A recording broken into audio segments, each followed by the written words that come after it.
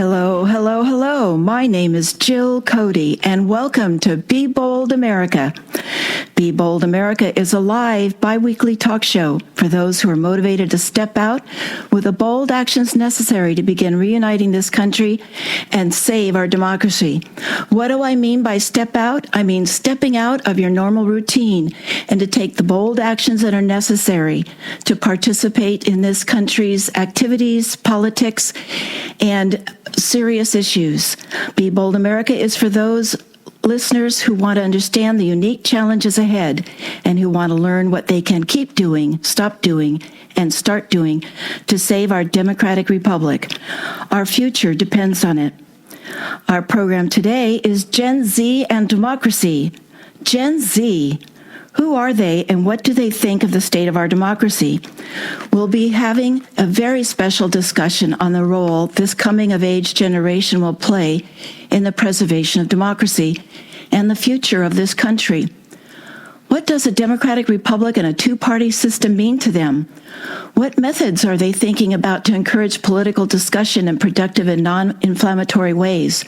How is this even possible with the deep and divided factions that have taken hold in America? We have big things to do. You may not know that Gen Z and millennials now make up more than one-third of the population, more than one-third of our American population. And in our KSQD studio today, we have two of them. First, I'd like to introduce Zoe Carteret. Carteret, yes. Is completing her senior year at Carmel High School. She is interested in studying psychology and law in college. With her involvement on her school's mock trial team, Zoe has become fascinated by the world of politics and law, learning the flaws of both systems in the hopes of one day fixing them. And she already started that by creating a website titled Political Division in America, How the Political Climate is Destroying Our Country.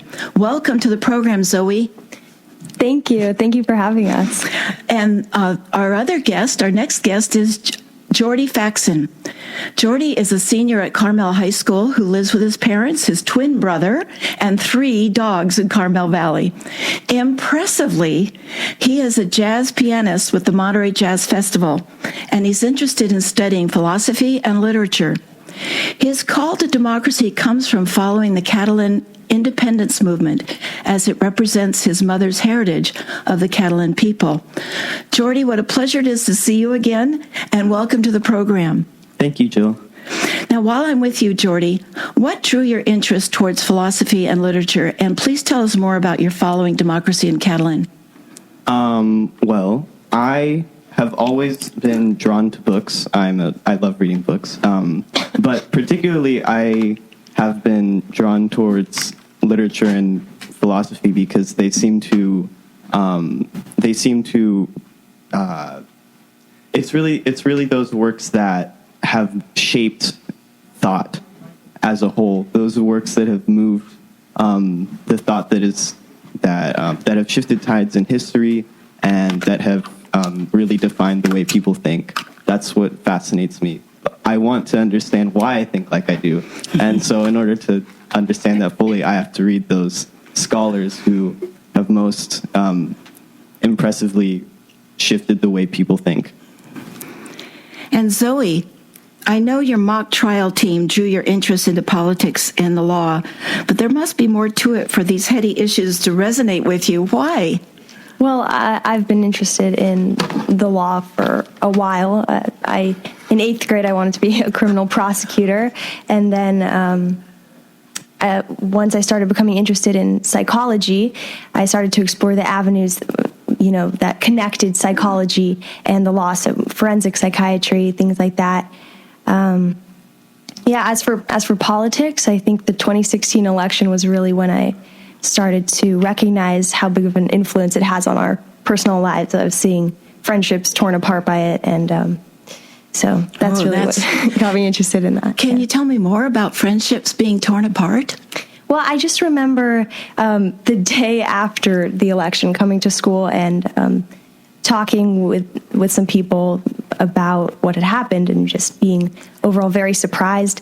And people who I thought were, more liberal, who I thought were supporting Hillary, ended up talking about how they could see a wall, a wall being on our southern border, and saying things that I guess weren't really in line with what I thought. They surprised you? Yes. Yeah, okay. Well, just to start right into the heavy stuff, I read in Time magazine that Gen Zers are frustrated, angry, and scared. Jordy, do you agree? I think that, as with everything, there are two stories and two sides. There are definitely individuals among our generation who are frustrated and scared with the state of the world, the current state of affairs, and who see a lot of what's being done as without much interest in their without it would be stuff being done without much interest in their the life to come, the future, and I would say that a lot of the culture that has spawned among the Generation Z has been in protest of people who don't really seem to take us too seriously. But on that note, there are also idealists, people who even get out and and do activist work. It just shows that there is hope, right, for getting out in the first place. And so I think that both optimism and pessimism run rampant among our generation. Yes, Zoe.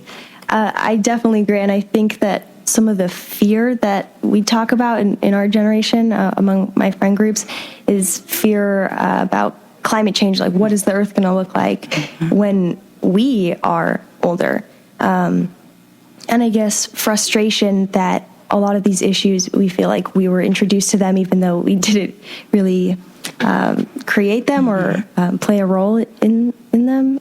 So I think that's where some of the frustration comes from. But sense of injustice. Yes, yeah.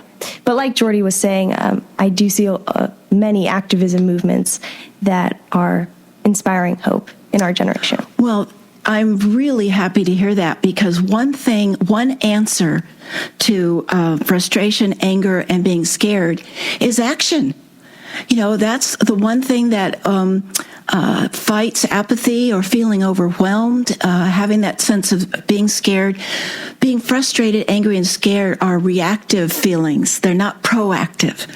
And as soon as you start living proactively and getting out there, whatever the issues are that are closest to your heart, like climate change or maybe the gun violence in the country or whatever you're passionate about, when you start getting involved, you start feeling more in control.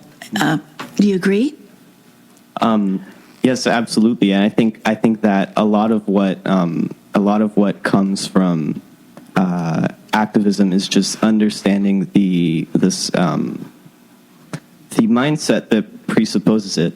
And so I would say, to reiterate what I said earlier, is that a lot of what succumbs many teenagers of our age group is a sort of pessimism that's debilitating, and that it almost, people throw their hands up in apathy just because all of the world's problems seem so impossible to solve.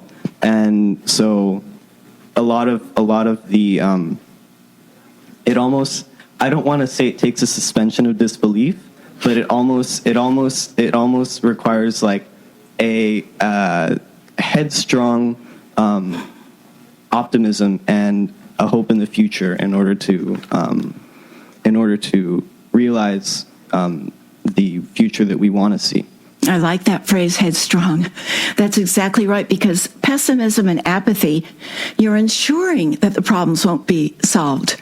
That's just ensuring that fact. So it's a self-fulfilling prophecy when you're like that. But I think if you're headstrong and you have a sense of purpose and you focus on what your passionate issues, I usually tell people, because there's so many, pick your top three, pick your three, and then put your whole heart to those. Zoe? I think we're already seeing a lot of that with, Jordy and I were talking about Greta Thunberg and Emma Gonzalez, who was one of the Parkland shooting victims. So we're already seeing so many members of Gen Z, of our generation, coming forward and speaking up about these issues that tie back into that frustration and the fear that you were talking about earlier. Well, I'm a boomer, and there's frustration and anger on our part too, because many of us have been working in environmental issues. Many of us have been trying to get gun regulations, reasonable gun laws in place, and yet see nothing happening. So I don't know that anger and frustration that Time Magazine was talking about is just your generation. I know I share it. Well, Zoe, let's start with you, since you are very interested in democracy and have done some work on this. What do you think the state of our democracy and our two-party system is at this moment? Well, we're seeing political division like no other. I mean, I did a project last year for school on political division, and it was really disheartening to learn that not only are we seeing gridlock in Congress and things like that, but it's reaching out into our relationships. And Democrats are increasingly less likely to marry Republicans, and vice versa. And I think that it's almost a downward spiral. Yeah. And I would say another one of the big problems with political discussion is that going into a conversation, we've already identified our political ideology. We've attached to ourselves an adjective, right? I'm a libertarian, or I'm a liberal, or I'm conservative, or anything. And I think that that really, once your political beliefs stop being a rationally concluded set of ideas on how the government should be run and become a part of you, that is a very dangerous precedent. And I think that is one of the foremost problems in political discussion today. Are you talking about identity, that you identify, that your who-ness that is attached to this faction or attached to this party, versus the maybe the goals of that party or what it stands for? Sure, and that the almost counterintuitive and almost humorous thing, if it weren't true, is that the party and the alignment actually supersedes the ideas that they purport. And so as the ideas can change, what remains constant is your affiliation. And that is fascinating, but also terrifying. Tell me more about the terrifying part. The part that's terrifying to me is that it very clearly negates the possibility of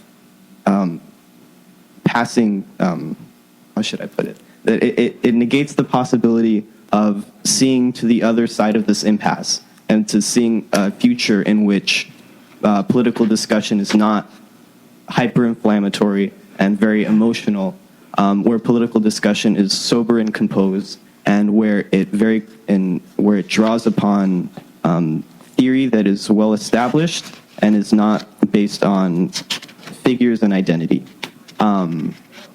Because that's the only way we can really know if we're telling the truth, is if we have separated our beliefs from ourselves.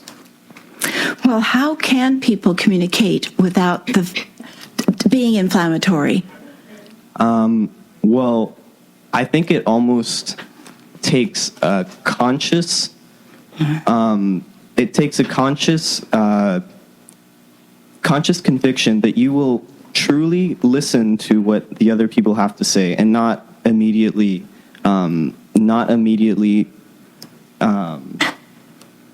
categorize it into, or compartmentalize it into the straw man that you have created for that idea. If you are speaking to someone on the other side of the other wing, let's say, and you have to forget what you already expect them to say. And that makes it so that if you almost treat it as what you're hearing is what you're hearing for the first time, and that you've never heard it before, you can truly take it at its face value, and perhaps you might even glean something. I think that would be the ideal method of conversation in our political realm. You're listening to Be Bold America on KSQD 90.7 FM. Many voices, one station. Listen worldwide online at ksqd.org. Today, my guests are two members of the Gen Z generation, Jordy Faxon and Zoe Garderay. And we're learning what their views are as they leave high school to fully enter society. I'm your host, Jill Cody. Hi, I'm Amy Goodman, host of Democracy Now! Tune into our award-winning morning news program right here during prime time, 8 o'clock weekday mornings, right here on KSQD on KSQD. Our independent news program offers diverse perspectives, unique opinions unheard in the mainstream media, live as the news unfolds. Tune in for Democracy Now!, the War and Peace Report, weekday mornings at 8, right here on KSQD Community Radio, 90.7 FM. KSQD thanks attorney Ned Hearn for supporting this program.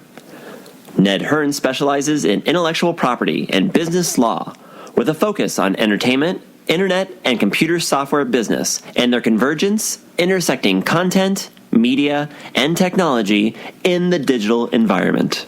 More info at www.internetmedialaw.com. Thank you, Ned Hearn, for supporting KSQD 90.7 FM. Now back to our two guests, Jordy and Zoe. And I know, Zoe, you had some comments or thoughts about what we were just talking about. Yeah, well, going back to what Jordy was saying about grouping people, there's an expectation that if so-and-so is a Democrat, if so-and-so is a Republican, they will look and think a certain way, and there are certain ideas attributed to those groups. And in some ways that's helpful, but it can also be very hurtful and contribute to identity politics. And I think one of the most important things that we can do to help that is it starts with the schools and creating a forum for civil discussion where kids can learn about the other side, and rather than hearing about it from their parents and the news sources that their parents are showing to them. Well, who benefits from identity politics? I think many politicians do, but in society, I'm not sure that we do really.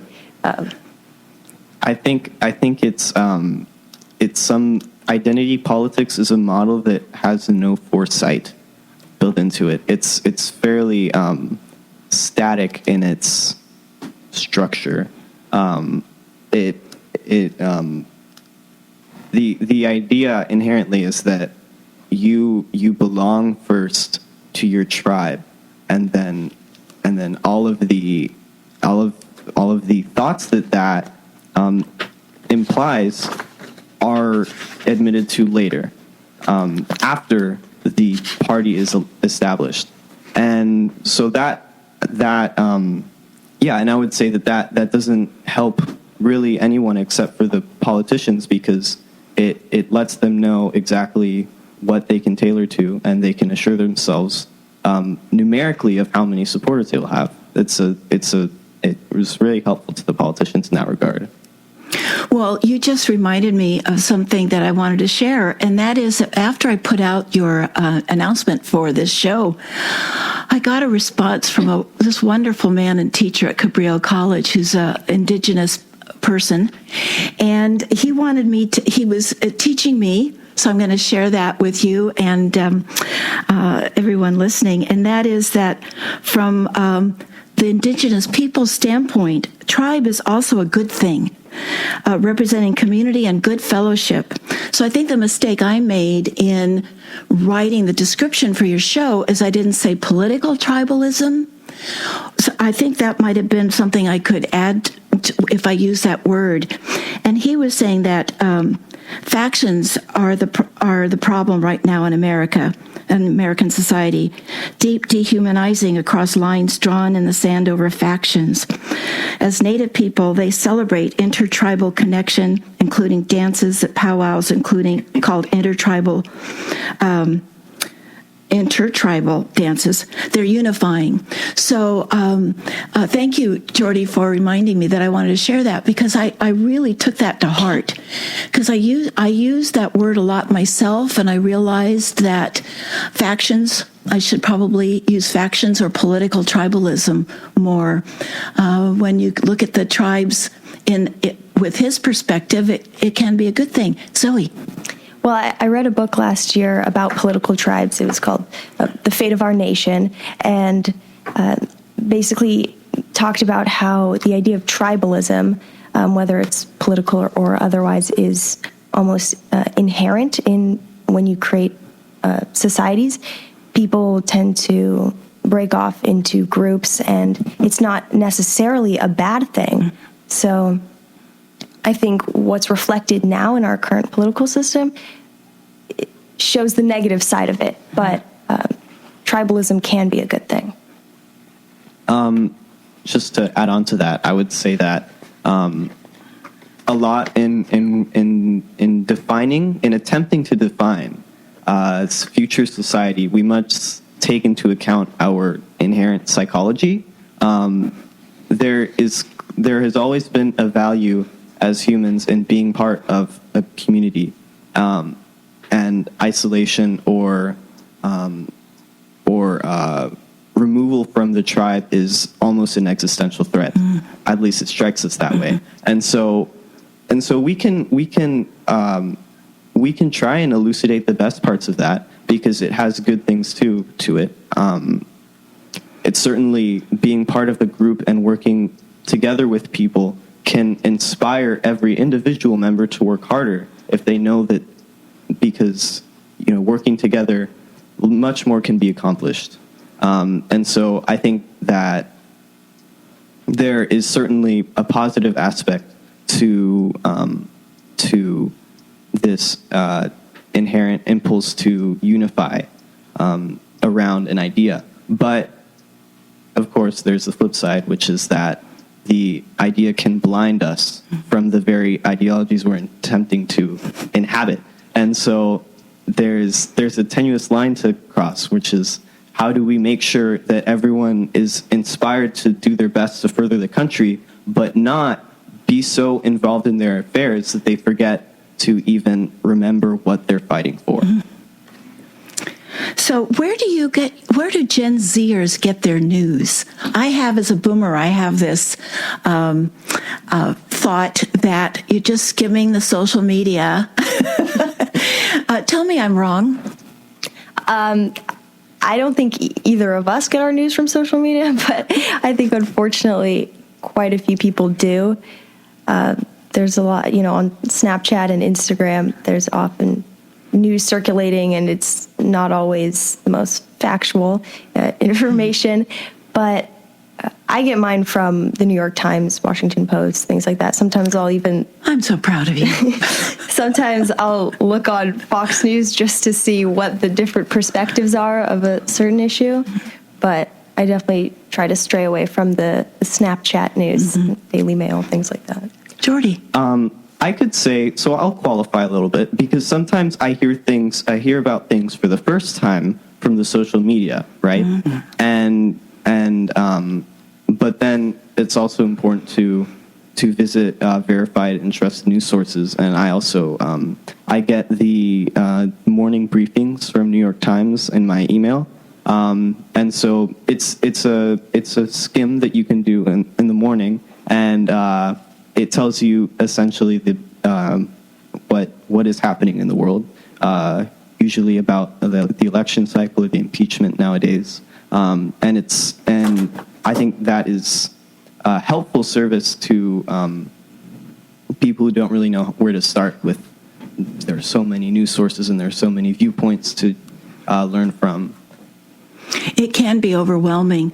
I think one way is to at least try to identify for yourself some trusted sources.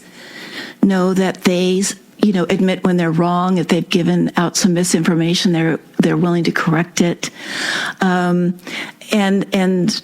because it's just overwhelming with all the radio shows and podcasts and TV shows and the 24-hour news channels, and it just can be too much. Yes, Zoe. And I actually think that our school, or at least our government and politics class, does a pretty good job at encouraging that, because every week we talk about current events, and we have different teachers, but my teacher really encourages that we look at multiple sources for the same topic, because, inevitably, every source is going to have a little bit of bias.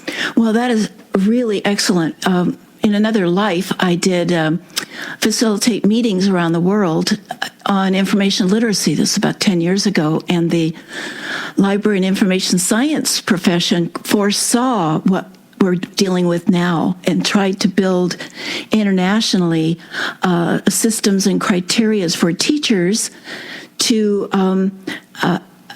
teach information literacy skills, so people know to go a little bit deeper and not to believe it the first thing. And one example I had is that I was looking at, there's two kinds of recycled newspaper. One has the FSC stamp on it, which is the correct one and the one you can trust.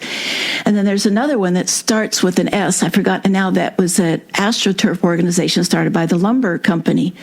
So when I was researching the two, and I went to the one that starts with an S, I was one click away from buying a gun. And I was just on trying to look at recycling paper.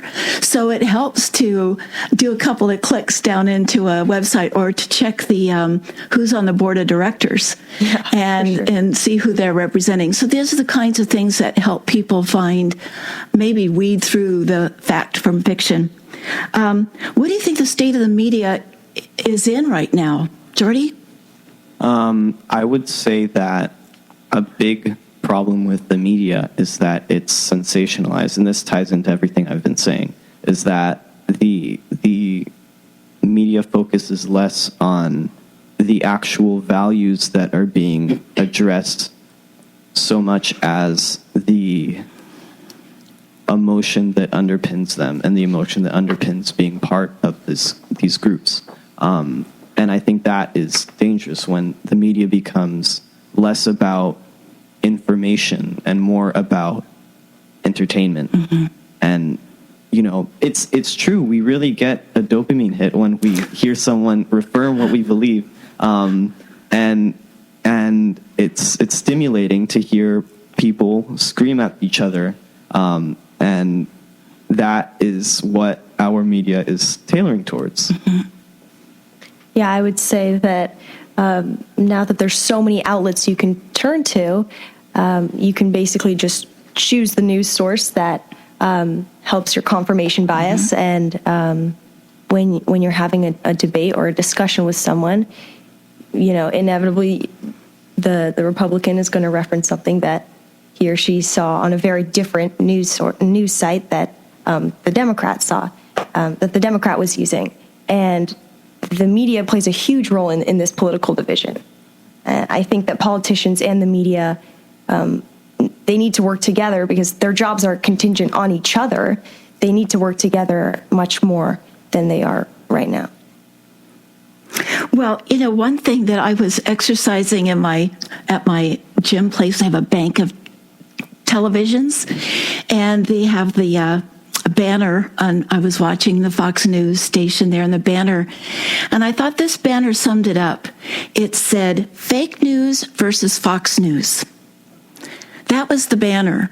So subliminally, they're telling their viewers that everything else except us is fake.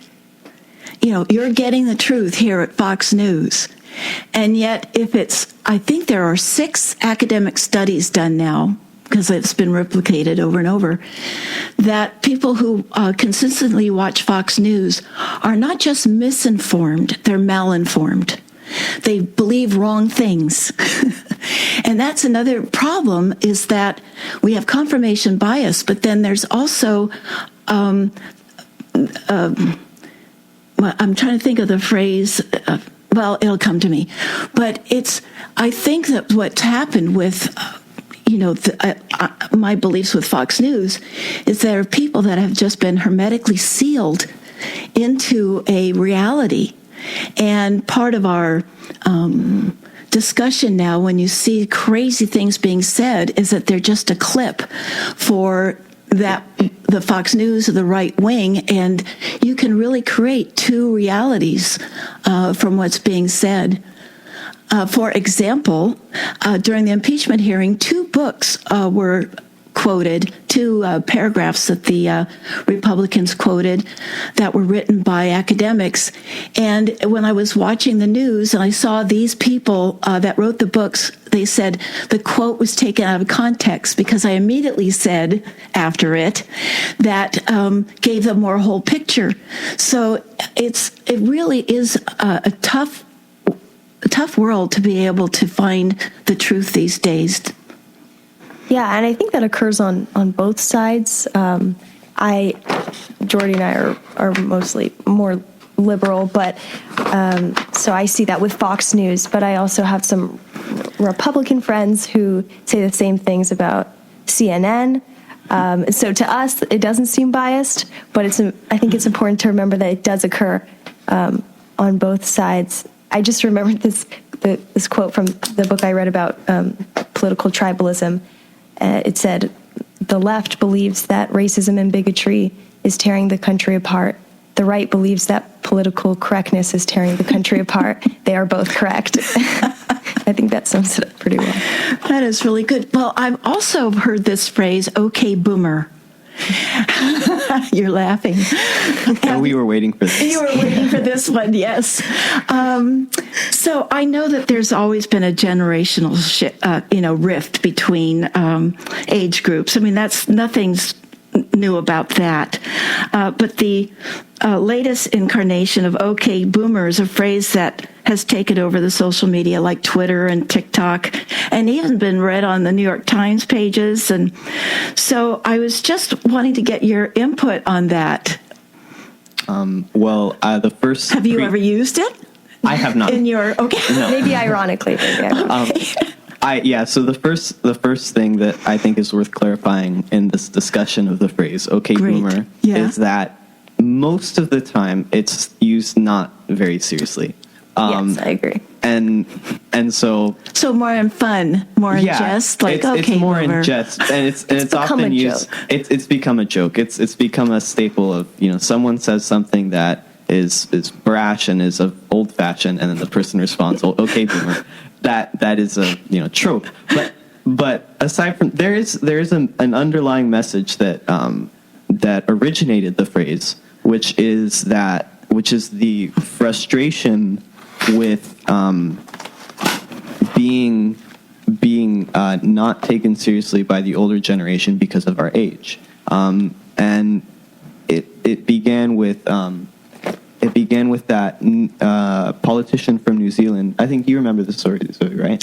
Yeah, it didn't begin with her, but I think she was advocating for some environmental policy, in part in the New Zealand Parliament, and she was being heckled by an older gentleman about her age, and she just responded, "Okay, boomer," and I'm not sure if that's where it originated, but that's kind of where it went viral. And one of the stories. Yeah.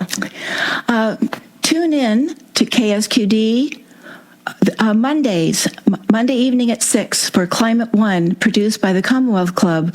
Climate One is a forum for candid discussion among climate scientists, policymakers, activists, and concerned citizens with a focus on energy, the economy, and the environment. Climate One airs Monday evening at 6 p.m., right after Talk of the Bay here on KSQD 90.7 FM and ksqd.org.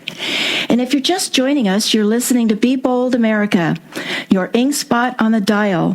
So now back to our wonderful guests, Zoe Garderay and Jordy Faxon, two members of the Generation Z, who graciously are letting us pick their brains. I'm your host, Jill Cody. By the way, Zoe, you mentioned your website once that pertains to our discussion. I'd like you to share a little bit more with our listeners. what it has on it, what the site contains, and maybe the website? I know it's a little long, but tell us more about the website and why you created it. Yeah, of course. So the website talks about political division in America, starting with how the issue began, an overall view of the issue, and goes into past divisions, how we have gone through those times, and possible solutions for our modern polarization. And then there's a link to a paper I wrote on the topic. And I initially, so last year we were in our English class, we were supposed to do a project on a 21st century issue that was important to us. So I was interested in politics. I started doing some research. This was during the government shutdown. And so it had been going on for quite a while, and I wanted to do a little bit more research. And as I dug deeper, I realized how comprehensive, I guess, of an issue it is, how many areas it affects, how many facets of society. So I created this website to address that. Well, the website is https:/. Now, can you get to it with a www dot, or is it just the I'm not the sure. HTTPS? I think it's zgarderay dot wixsite. Wix site, wixsite.com/website. However, if you're interested in seeing Zoe's website, you can email me at bebold@ksqd.org, and I'd be happy to email you the link to it because it has a lot of good information, I thought. Thank you. Well, do either of you have any interest running for office? Zoe. I don't. I think that getting into politics would be kind of disheartening for me. The reality of it, yeah. On a similar note, I think it would be. I've never seriously considered it because it seems that before beginning you've already failed. There's no way to compromise everyone and to make everyone happy. It seems like it's so difficult to, and this is why I have. It's very honorable to enter the position of a politician because it's almost an impossible task that you're undertaking. And yeah, I don't mean to, but that it seems like the ideal of being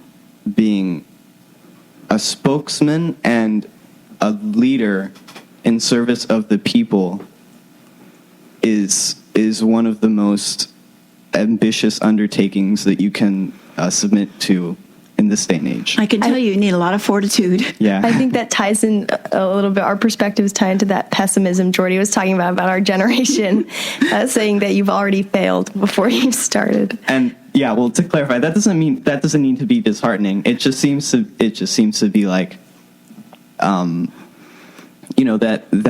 the prospect of fulfilling, being a politician and trying to encapsulate your ideals so that you can see a better future in the midst of all of this political divisiveness that seems to be impossible to overcome is truly an ambitious undertaking. But I think you're up to it. It doesn't start with just starting at the federal government. It's really starting at running for your school board and feeling like you're making a difference in your school district, or running for city council and making a difference in your city where it really is tangible and you understand how government does work and can do very good things, and what their struggles are and what their limitations are and budgeting issues are. And politics is the art of the possible, and it's really looking at the possibilities of what we can have in the future. And we all need a country to live in and a planet to live on. And it'll be the people that are in politics in those positions that are going to have a say. And so I want to encourage as many Gen Zers as possible and millennials to think about it, because it's not going to change unless some people that really believe in the change you want to see are in those positions. Zoe. I agree with that. I think that I have a lot of hope for our generation because we're already seeing people step up to the plate and realizing that we don't have much time before our planet is potentially uninhabitable. And Greta Thunberg. And before I ask you more about that, but I did want to say that Yvette Brooks, who's a city council member on the Capitola City Council, she was here a few months ago with our call-in guest, Amanda Littman, who's the co-founder and executive director for Run for Something. And Yvette just wanted me to say that the city of Capitola has announced a 2020 local government academy, and the academy is going to consist of a series of evening workshops intended to offer residents an overview of how local government works. And the program's designed to promote civic participation and help people understand how the city works and frame the city's role in larger communities. So it's going to be starting on February 19th, and the deadline to apply is the 13th. And when I asked her if people outside the city could apply, I think I got a positive answer to that. So, this is one way that even our city of Capitola is trying to develop people to be able to run for office and know what it takes to do that. So I would just encourage you to keep the door open. That's great. Yeah, it's not that I haven't thought about it. Okay. Now, the climate crisis and what the future scientists are projecting. Thoughts on that, Zoe? I think it's really disappointing how the climate crisis has become so politicized. Both my parents work with sustainable fisheries, and so our family is knowledgeable about that. But when I talk to other people, many people think it's a hoax, and it's very dangerous because we don't have much time left. And I think just simply educating yourself about the topic is the first step. And I would say I'm not sure if it's that that climate shouldn't be a political issue, or that politics should be amended to allow climate to have a safe place to be discussed in, because politics is the way that large-scale changes get done. And so I would say that that there is a manifest degradation of our planet that is an existential threat, truly an existential threat for us Gen Z, and that's why we're particularly motivated to affect it. And in the meantime, there are people who, by habit of establishing themselves as the antithesis of the other party in every way, have taken the contrary position and justified it after the fact. And that is just another manifestation of the toxic culture of political divisiveness, where the tribe is established and then ideas are understood afterwards. And based on what I've heard from the people that I've talked to who don't believe in it, I think there's three groups of people. There's the people who they don't believe it's happening at all. They believe that the climate is warming, but it's not our fault. And then there's those who believe that the climate it is happening, it is our fault, but we can't do anything about it. And all of those are very dangerous. Well, what came up, it was a phrase that I was trying to find earlier, which was false equivalency. And John Oliver on Last Week Tonight, maybe a year or two ago now, but he did a marvelous thing, because you hear the statistic of 97 scientists out of 100 are saying the climate is changing and it's serious and it's gotten to an emergency. And there are the three that don't. And what he did is he brought out on stage 100 people. They had the three that didn't over on one side and the 97 who agree on the other. So it was a really great visual to know that there's always going to be 3 people out of 100 that think the earth is still flat, even though we've gone in space and we can look back and we take pictures and it's round. They'll still have, flat earth societies. So, but 97, so when they say, people are saying, well, it doesn't work, or they're talking about that it's a hoax, and that we don't want to get involved that thinking that their opinion is equivalent to what the scientists are telling us.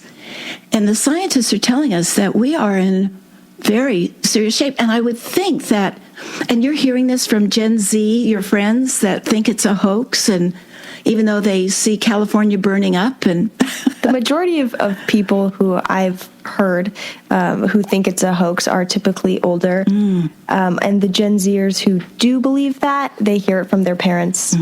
So it's unfortunate, but it's upsetting to hear it from the older generations, because not only are they setting a precedent, but also, to be honest, I mean, they won't be around for much longer to see the effects of climate change, but we will be.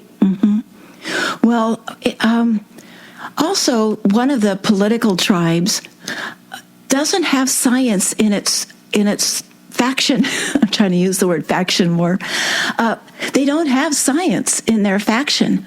And so when you're looking at the climate crisis in their political tribe, they're not supposed to believe it. And that ties back to our conversation about identity again. Jordy, you have any thoughts? I would say that that the value of skepticism is only manifest when it's non-discriminatory, when it's spread out over all aspects of life. So to tie back into the topic of the conspiracy theorists and the flat earthers, I would say that the skepticism that they take towards what all the scientists are saying could just as well be applied to their own ideas.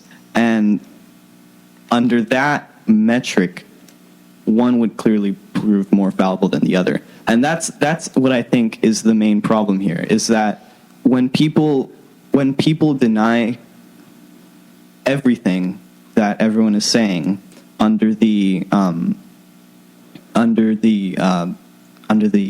veil that the technology that's being developed, those deep fakes where videos can be manipulated, when they claim that everything is being changed or that everything is being fabricated to support their view, it's just those same tactics of skepticism would be very well applied to their own ideas. To their own ideas. You're listening to Be Bold America on KSQD 90.7 FM. Many voices, one station. Listen worldwide online at ksqd.org. I'm your host, Jill Cody, and we're speaking with Jordy Faxon and Zoe Gardinet, 2 Carmel High School graduating seniors who are in the Gen Z generation. So in the last few minutes, Zoe and Jordy, I'd like to hear what your ideas you have for our listeners to keep doing, stop doing, and start doing as they relate to what we've been discussing today. Any thoughts, Zoe? Well, I would say if you're listening to this station, keep being open to listen to other generations, to hear their perspectives, and also to other sides of the political spectrum. Maybe stop grouping people together, creating expectations for people to act in a certain way based on how they identify, and start actively listening to those that you would normally stray away from, or start having conversations with people that make you uncomfortable. Excellent. Thank you. I will corroborate a lot of what Zoe said, and maybe recycle it. I would say that we could keep opening your ears and your eyes to the whole spectrum of political thought, and to even focus on those that you don't want to hear, because those will be the most valuable in determining whether the truths you hold are genuine. I would say start developing that mindset where you don't predict what people will say, and you don't have that fabricated straw man in your mind when you meet someone to talk to them. Developing that mindset of a blank slate, meeting every conversation as if it were the first one. And I would say stop allowing yourself to succumb to the factionary identity politics. Yes. I'll have to remember that too. That's a good distinction. Isn't it? I thought so too. Well, do you want to know what makes me sad and very worried about your generation? Yes. Oh, thank you. For fear of getting the okay boomer,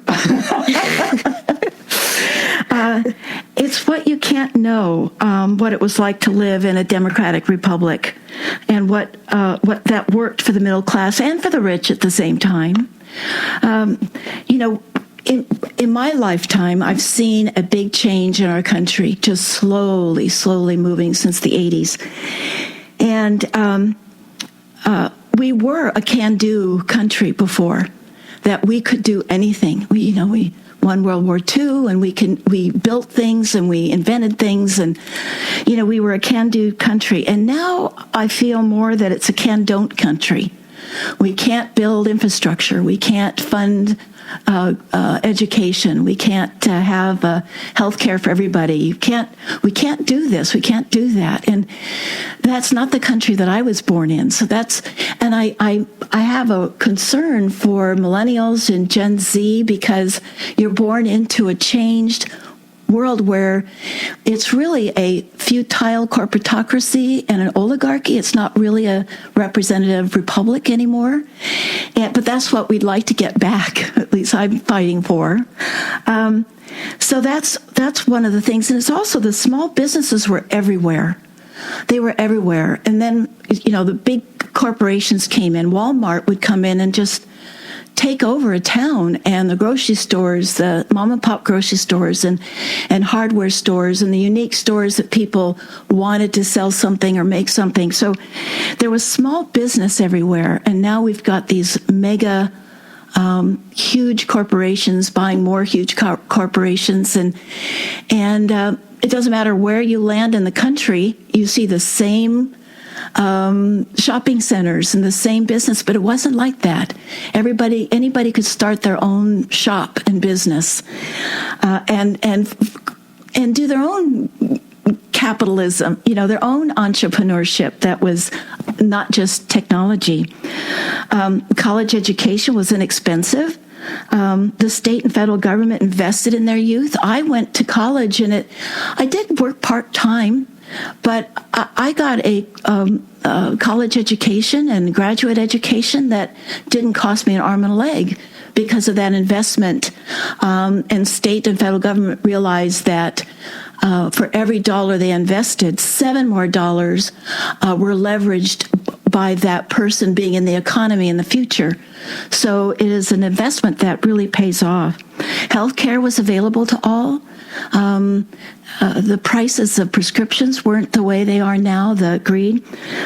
You could walk on an airplane. You could just walk on an airplane, and the airlines were regulated, so you weren't nickeled and dimed, and the pilots were paid very well. I mean, you'd walk on an airplane, you'd have a hot meal, they'd hand you a blanket and a magazine, and it was an enjoyable experience. And now, with the deregulation and the search for every dollar that they can get, Now, this to me is a big one. The Democratic Commons were valued and protected and expanded. There wasn't a frenzy to privatize them. Now, do you know what I mean when I'm talking about Democratic Commons? No. No. Okay, good. Well, most people don't. In a democracy, we come together to provide things that we can't do for ourselves, like libraries, where I met Jordy. The streets and the bridges and the roads, all of our infrastructure, the fire department, the police department, not having to worry where things go when you flush the toilet. So those are things that we come together and there are commons, our water, our air. Those are called Democratic Commons. But what's happened over decades is the idea that everything should be, we should make money off of it. And so let's sell off our Bureau of Land Management lands that are part of Democratic Commons to save open space for future generations. Let's sell them off for mining and oil drilling because it has to be privatized.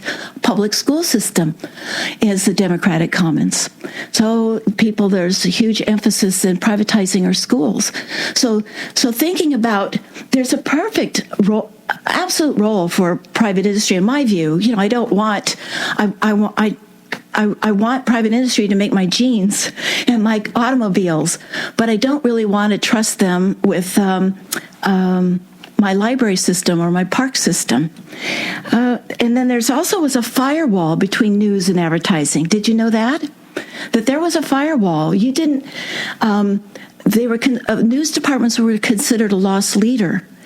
There was the Fairness Doctrine, and the Fairness Doctrine required public service announcements on radio and television. And that firewall kept the news from being affected by sponsors and stockholders. And I think that has been crucial in losing where our truth is, because a lot of it can be disrupted by money. And there was also a firewall between your savings and your checking account. So what nearly brought down the world economy in 2008, where they were gambling with your money and lost nearly all of it, that didn't happen before. There was that wall between checking and savings, and the banks wanting to invest in gambling type of investments. So I could just go on and on and on. And that's my concern, is I would like millennials and Gen Z generations to maybe look backwards, and this is why history is so important, maybe look backwards to what democracy we did have. Okay, and then, well, let me say a few other things here about that. So, and science was revered and not reviled. Michael Mann, who he is with the hockey stick on climate change? He's had death threats, numerous death threats, because he looked at the science and came up with a hockey stick and realizes the warmth on our planet is beyond anything the planet has ever seen. So I wanted to go ahead, Zoe. Well, I was going to say that on the one hand, it is disheartening to see that the college process and access to healthcare, everything like that is becoming much more difficult. And we're having school shooter evacuation drills, things like that. But on the other hand, I think we can still be that can-do country, 100%. We just need to. It's difficult. It's no small feat, but we need to change the way that we interact with each other, and we need to change the way that we view each other. And well, we can do it. We can do it. The difference is, will we do it? But we can do it. Jordy, quick last word on anything? Well, I would say that there's an interesting the way people view themselves is there are many more cultures that we can ascribe ourselves to. It's not just the town that we belong to or the country that we're from. Now we're part of the internet culture, and now we're part of point. all of the shows we like. That's a culture, and the people we associate ourselves with. And so this rapid increase in means of association almost begins to it makes the possibility of acting with compromise in mind of everyone, satisfying everyone, almost impossible. I want to thank Be Bold America's program engineer, John Center, and give another big thank you to today's terrific, impressive, and inspiring Gen Zers, Jordy Faxon and Zoe Garderay. Please tune in next time, December 22nd, for the best of Be Bold America, the Authoritarian Playbook with Dr. Ruth Ben-Gayat, who is an award-winning author that writes about authoritarian personalities, empire, and fascism. Don't miss it on Sunday, December 22nd at 5 p.m. You're listening to KSQD Santa Cruz, many voices, one station. Listen worldwide online at KSQD.org. Stay tuned for Faith Matters with Seth Shapiro. My name is Jill Cody, and thank you for listening to Be Bold America.